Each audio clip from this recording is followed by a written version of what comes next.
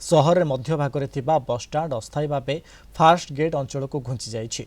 मात्र सही बसस्टाण्ड उपर निर्भर करी चलुथिबा 200 दोकानीक परिवार चलिबा मुस्किल होई पड़िछि। कौन खाइबे केमिति रहिबे एही चिंतार एबे सेमानकु राति दिन निद नाही। थैथान करने दाबी में बसस्टाण्ड क्षुद्र व्यवसाय संघ धारणा देछि। सेपटे बसस्टाण्ड यात्री उपरे निर्भर करुवा ऑटो चालक माने हाथ बांधि बसी रहिछन्ति।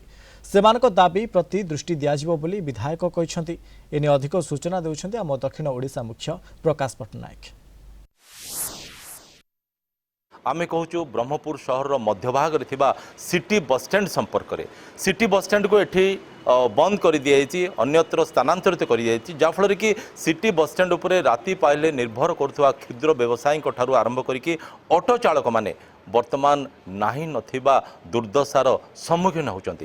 तांकर दाबी हैला किछि नहले मध्य अस्थायी भावे वर्तमान टाउन बस गुड़िकर यही बस स्टैंड को चलाचल करा जो जाफल कि तांकर पेट पाटना से माने पोषी पारिबे तांकर परिवार वर्ग मध्य खुशी रे रही पारिबे। जो तांकर जो व्यवसायी संघ रहिचंती ऑटो चालक संघ रहिचंती तांको मोहर सुनबे। आज्ञा प्रकृतर कोन दाबी अछि एठारे जो 200 दुकान अछंती किछि दुकान भड़ारे अछंती किछि लीज आकार अछंती सेमानकर थैथान भाई मध्य आमे अभियोग करथिलु किंतु तार थैथान रो किछि व्यवस्था कर्तृपक्ष किछि करि नाहंती। एपर्यंत आमे चाहूछु हमर माने एठारू बस चालू कले हमर चलिबो माने थैथान रो व्यवस्था हो पारिबो किंतु अन्य माने डुडुमा कॉलोनी हो कि सरकार जोठी गहलिया जगह रे हमर सरकारी जगह थिबो सेठी मध्य हमर थैथान कले हमर व्यवसाय बाटबाछाणा हो पारिबो।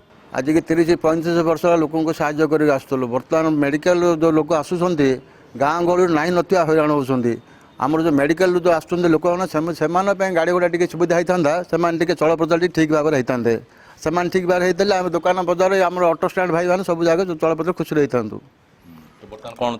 आम चाहूँ जे आज्ञा आमर जो गंजाम डिस्ट्रिक्ट पाखा गजपति डिस्ट्रिक्ट गाड़ी जगह आसिले से मेडिकल जा सार हो पारे आमर भी बेपार बन हो पार आम ठीक भी बंची पार। बस स्टैंड बंद है अनेक घर परिवार लोक मानकर जीवित क्षति होती बादे हल्दिया पदर फास्ट गेट पर्यंत किसी गोटे लोकल कम्यूट नहीं जहाद्वारा कि मेडिकल पेशेंट्स हूँ कि अन्य जो मैंने ऑफिशियल पर्पज जो मैंने जाती से बहुत असुविधार सम्मुखीन हबार पड़ुछि।